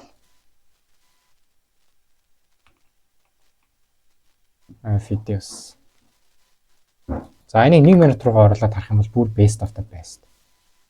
Түрүүний 5 минутын gap-ын дээр хүрэхтэй зэрэгцээд энэ бидний хувьд юу болох вэ? Order block болж орж ирж байна шүү дээ. За тэгээ энэ IFD үсээ доош унаад татаад ороод ирж байгаа хөдөлгөөн дээр би бол энэ дээрээс нь сэлцсэн ба магнитаа авахлаар арай ажижууд дээр энэ дээрээс order block-ын шалгаж байгаа үед ингээд сэлцсэн байсан. Stop loss бол энэ gap-ийн дээр төр зуртай ингээд 20-од пипний Сэлтэй. Эхний тарагт энэ хүртэлгээд бит хоёр шууд харсан юм аа. Энэ сайхан явж ирсэн аа. Энд намайг брейк юм болгосон. Энэ оонч комиксын чарт шүү дээ. Энийг ороод ирчихсэн. Энэ тарагдчихсан да. Энэ дээр брейк юм болсон. Нөгөө спредэндээ цохиулаад би ч нөгөө CFT-ийн хадансаар ярилцсан байхгүй. Би эндээс ороод. За энэ оролтон дээр нэрээ CFT дээр харагдсан юм нь юу гэхээр нөгөө immediate rebalance маань харагдаж байгаа байхгүй энэ дээр.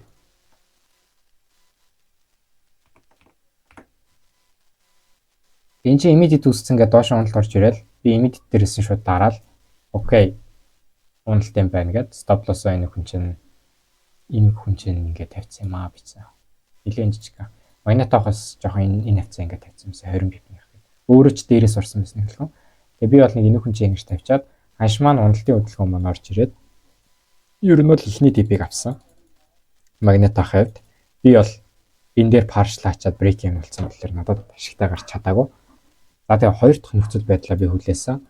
Дараа нь яасан бэ гэсэн ханш маань лова авчаад биднэрт эргээд pullback орж ирсэн. Эргэж pullback орж ирэхдээ энэ араа энэ хаяг авсан. Энэ дээр сураглаастай байгаа зураас маань юу гэхээр 5 минутаар бид нэр дахиад имбаланс үлдээгээд энэ 5-ынхаа имбалансыг 50%-аас наан илүү 50% дээр нь хүрчээд expect хийчихэд тагцсан. Энэ араа. Одоо 1 минутын хувьд болохоор би энэ дэр liquidation хамуулаад улаан candle орж ирээд доошоо орж ирээд өмнөх candle-а хамчаад дахиад доошоо улаанлаа ороод ирэхээр би эндээс нь сэлтэцэхгүй шууд. За окей liquidation хамжээ төрөлцөд маяг болж байна. 50% руугаач орж ирэхгүй байна. IFD байх магадaltaй гэж үзээд би жоохон X-ээс stop lossтай 50%-ын дээр stop lossтай. Азтай байсан. Энэ дээр stop loss цохиулаагүй би. Тэгээд эндээс өсөлтийн BC-г бид нарт инверс болгож өгч байгаа ихний оролт болохоор энэ бол айгүй гоё тохио. Энэ инверсийн дараа яасан. Дахиад энэ доор өсөлтийн gap-ыг бид нарт инверс болж өгч байгаа.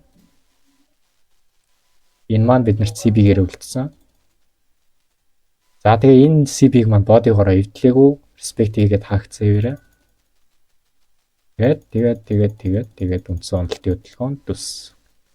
Энэ TP авсан хөдөлгөөн TP яагаад энэ дээр авч байгаа вэ гэхээр нэг цаг руу ороод харангууд энэ тараа энэ төсөлтийн fair value gap буюу BC байгаа те. Бүр том цагаараа нэг цагаас том цагаар бол энэ маань bullish байгаа шүү дээ өсөлттэй байгаа. Алт. Тэгэхээр бас бид нар хамаагүй энэ low mover гэж харж чадахгүй гэсэн үг. Тэнгууд энэ BC-тэй байгаа юм чинь BC-тэйгээ уртлын улаан candle нь 5 руу оруулаад харахад энэ дараа нэг юм swing low үлдээсэн байгаа байхгүй юу? Энэ swing low нь яадаг low бэ гэсэн өөрөө gap-ын дээрээс өссөн, breaker дээрээс өссөн low байгаа байхгүй юу? Тэр миний за энэ low-ыг аваад тэгээд ч 5 дахь өдөр байсан шөнийн 1:40 болж байсан. Энэ дээр типийг авчаад за амраа гэд амарч байгаа.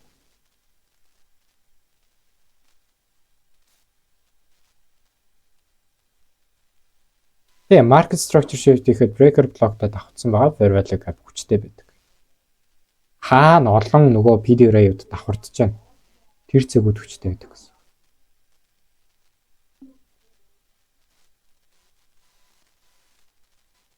Би ингэж нэг арилж байсан. Энэ дээр жоохон гонигтай break юм болсон. Гэтэ энэ доор нь partial хаацсан байсан. За тэгээ энэ маань энэ доор 50%-тэй гэж байгаа энэ low дээр би бас partial хаагаад үлдсэн энэ хүртэл явуулсан. Одоо ингэж бахан яриад байдаг. Жоохон итгэл муутай хүмүүс байвал би та хэд рүү зургийг олчихсан.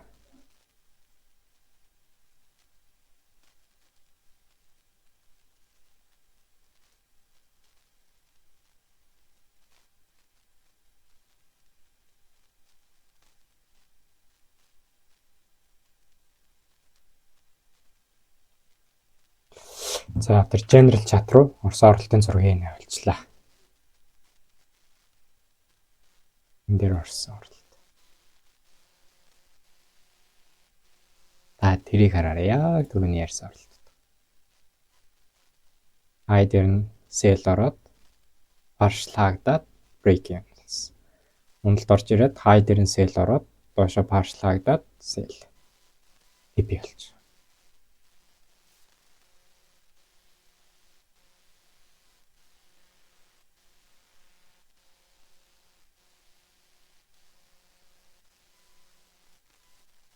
За ямар ч байсан 5 дахь бол үнэхээр best өдөр байсан. Шүн жоохон суусны эцэс тэгээ сайхан TP зөксөн. Валентинаар сингл юм болсон хан тэгээд ганцаараа эмор сууж хар чартарцгаа гээ TP авсан.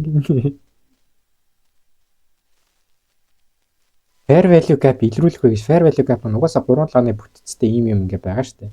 Тэг би хэлээд байгаа да том цагаасаа бага цаг руугаа байнгын шилжээстэй хараад л гэдэг. Би 1 минутаа харлаа 1 минутан дээр gap үзлээ. 5 дээр юу болж чинь 5-ын gap-а ивдсэн байна уу? Үдэг байна уу? Энд дээр 5-ын gap-ыг ивдэг байна. Буцаа 1 минут руу орлоо. 5 дотор байгаа юм чинь 5-ыг хөндлөж байгаа юм чинь 1-ийн gap-ыг хүндэтгээд уналт орчихсон байсан. Би sell хийж болно. Энд дээрээс магадгүй бүр баталгаан дөртөө sell орж болно. Тэгэл хүлээгээд олон цаг руугаа шилжүүлээд яваад байгаа. Daily дээр болж байна. 1 цаг яаж байна? 4 цаг яаж байна? Байнгын шилжүүлээстэй л байна.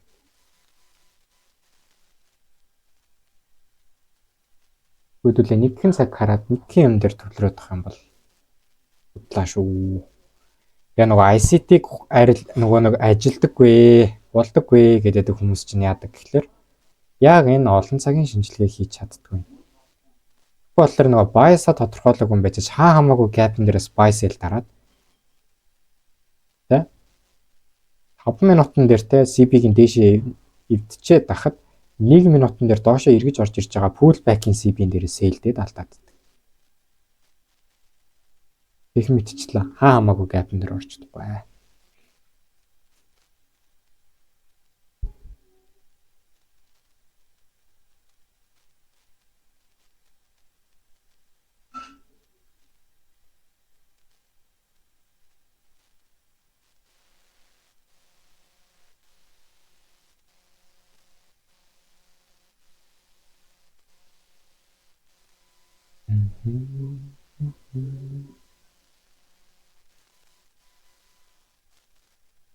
Би бол ер нь их хвчлэн Nasdaq дээр байнга ярилж байгаа гэдэг.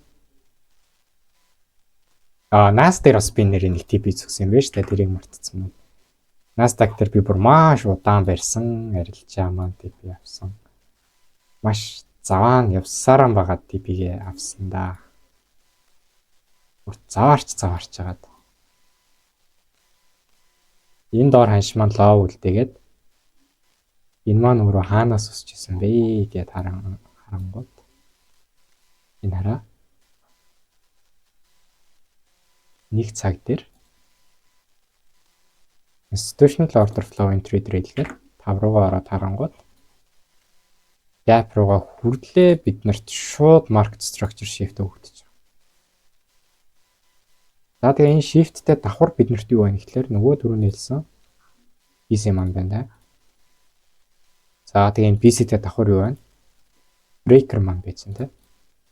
За тэгвэл миний оролт болохоор эндээс ойлгомжтой шүү. Breaker BC давхартж байгаа хэсгээс нь шүү байтчээ. Stop loss-оо энэ лов дээр тавьчих. Энэ лов дээр яагаад тавьж байгаа юм гэхэлэр энэ чинь өөрөө 5 минутан дээр бас жижигхэн IFD үүсгэсэн байгаа байхгүй. Gap руу орж ирлээ. Дэш эргээ хатгаад татаад хаагцсан. Тэгэхээр надад энэ лов бол жоохон аюулгүй. Нэг 14 пипний stop loss хангалттай шүү дээ. Тэмний хамгийн ихний харж байгаа юм бол гол TP маань энэ хүртэл. За тэгээд стандарт deviation-а татаад харах юм бол буруу татсан. Асах дөрөв маань бас яг энэ хайтайгаа ер нь ойрхон таарж байгааз энэ хай хүртэлгээ таарсан. Яг үндсэн TP-г болохоор би энэ хай авагдаад энэ хавцаа ингээ хаасан гэдэг юм аа. Энэ дээр жоохон татаад дээшээ хоёрын оронд нь хай авчихгүй балертад харна. Жаац. Яаш маань усч гарч ирээ. Энд нэг гоё TP авсан байдгийн. Бас айгүй ийс ярилж байгаа.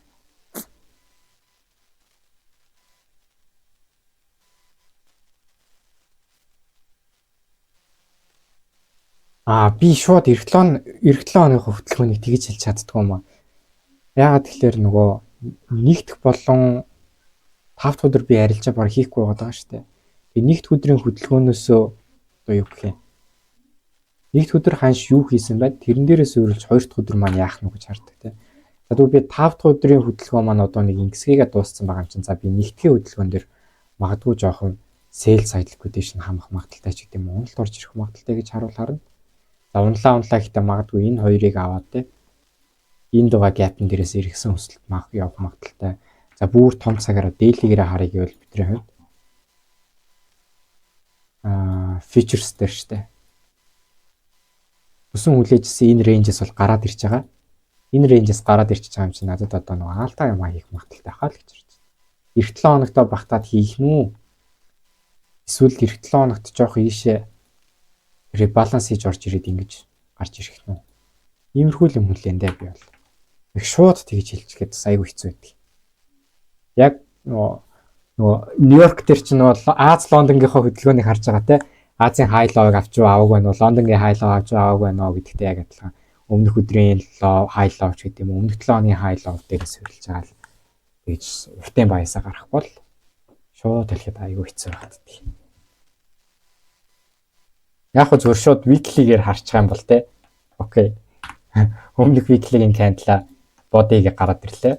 Энийг body-г гараад ирчихэж байгаа юм чинь. Унлаа гэхэд ханш маань энэ ч нөгөө immediate хийгээд биш өсөж гарч ирэх магадaltaй гэл эх 7 хоног бол bullish байна гэж харчих болно. Тэгтээ тэргүй одоо хоёрын оронд weekly дээр бол те. Ийм ойрхон ичээд failure тчихгүй л байлгүй дээ. Тэгсэн чинь нөгөө алтаа дээр байгаа тийм failure хийчтэй боллоо. Алтан тэгсэн ш сая. Алтан daily дээр тэгсэн ш. Ингэж гарч ирсэн ээ. Энэ аяахгүй оноо тий. Тэгсэн энэ уналтан дээр нь ороод би авсан шүү дээ. За ямар ч бас нэг тиймэрхүү юм бол байна.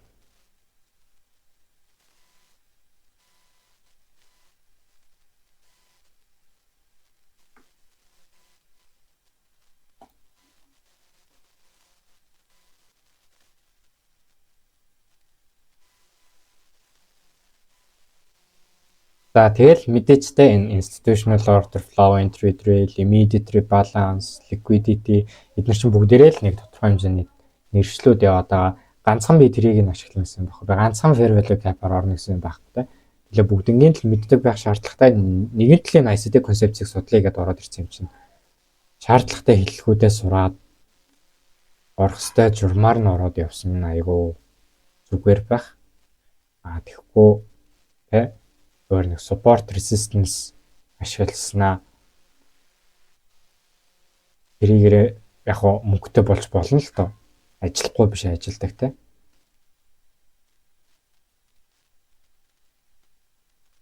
Тэр хэдүүлээ яг нэг орох хөстэй нэг тийм мэрэгжлийн төвшөнд юу гэх юм.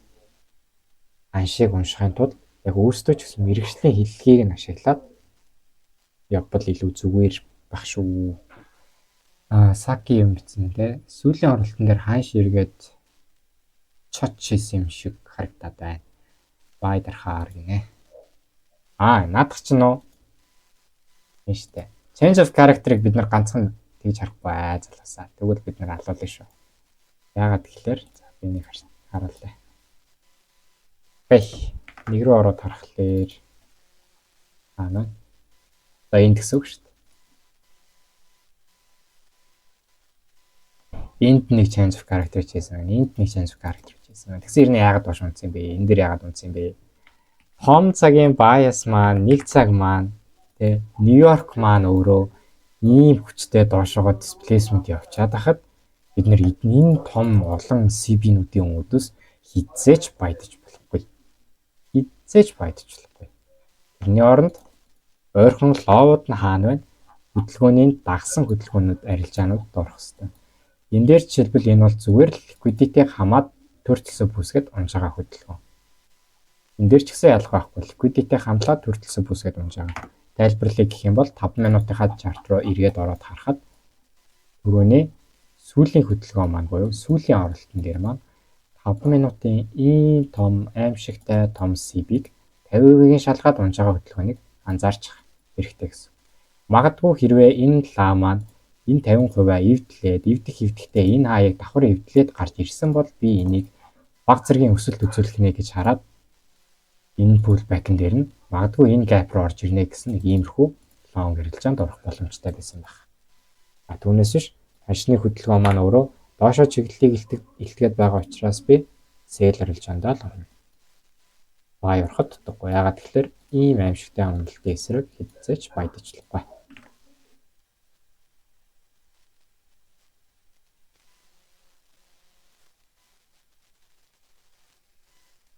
Тэгэнгүүт энэ унж байгаа уналт чинь өөрөө тодорхой хэмжээний нэг зорилттой уналт байгаа шүү дээ.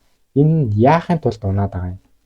Тэгээ энэ уналт маань өөрийнхөө унах хэвээр үрээ гүйцэтгэсэн юм гэхэлэр ингээ харах юм бол доошоо shift хийчих байгаа юм чи энэ shift-ийн хөдөлгөөнд хамгийн түрүүнд дараа нь яах хэвээр энэ логог л аавна гэж тарина хэвээр тийм.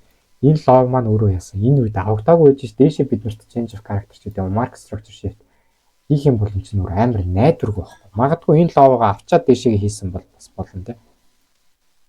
Тэр миний хувьд бол тэгэл доош хөдөлгөөний дагуулаад явах нь хамгийн боломжтой төлөв.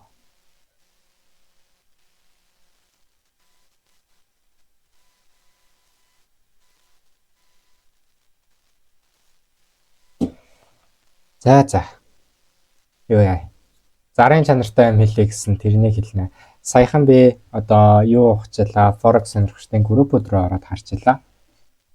За тэгэнгუთ тэрэн дээр нөгөө Million Hub байгаа штэ. Million Hub-ын залуус маань танхим онлайн хөсөлсөн сургалт явуулна гэсэн зар явьжсэн. За тэр танхим онлайн хөсөлсөн сургалтын би хөтөлбөрийг нь уншсан. Тухайн хөтөлбөр дээр бол зүгээр л бидний эрхмээ трейдерийн YouTube дээр байршуулсан байдаг. Ад паттерн байдаг паттерн дээрээс нь нэмэлтээр Niju-гийн нөгөө нэг BBA модель буюу бот бүрний арилжаа гэж зүгээр нэг head and shoulders байгаа шүү дээ.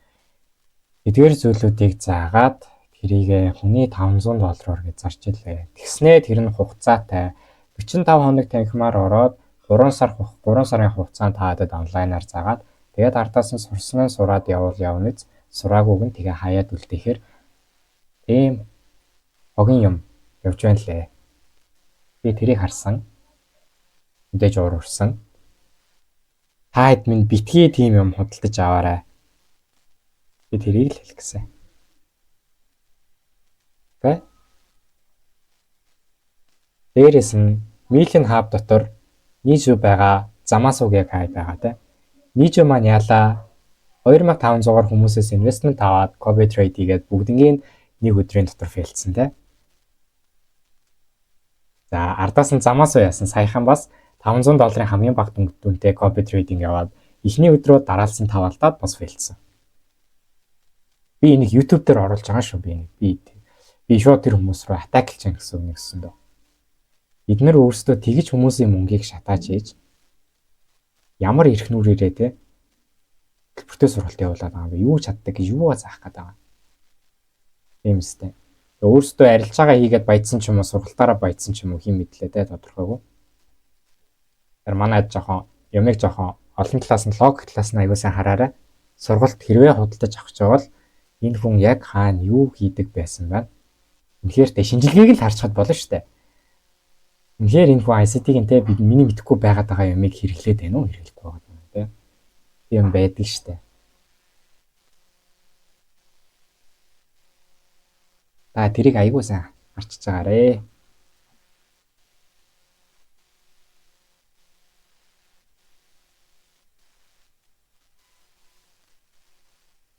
За. Тийм байна. Тэгээд таад маань надаас тэгээд сургалт асуугаад байдаг. Би болохоор яг ингээд нөгөө mentorship-ийнхаа ингээд яг багийнхан дагс шүү дээ. Маа багийн нэг 10 хүн байгаа. Тэр хүмүүст бол айгүй яг тулаад хичээлээ цаагаа яваад өгдөг. Тэгэхээр би нэмээд хүн авъя гэхэлэр тэдгээр хүмүүстэй эргээд би төвлөрч чадахгүй. Яг тэр хүмүүстэйгээ төвлөрөөд ажиллана гэсэн амлалт өгсөн байгаа учраас би нэмж хүн бол авахгүй. Хэрвээ та хэд яг тэр mentorship-д ордог хичээлүүдийг нь өөрсдөө үнэхээр үзье гэх юм бол та зөв хувь чатаар ороод ирээрээ. Тэгээ бас өнгөө хүн цаашаа. Гэхдээ ядчил би тэр $500 гэж байгаагаас чинь 5 дахин хэмээр та нарт өгье цаа. Сонирхож байгаа хүмүүс нь байвал тэгээд хувь чат бичнэ үз. Окей. За тэгвэл асуух зүйлс байхгүй бол өнөөдрийнхөө хичээлийг басгая. Тэгээд би угаасаа 1-р, 2-р, 3-р, 4-р, 5-р гэдэг 5 өдөр яг лайв трейд хийн за.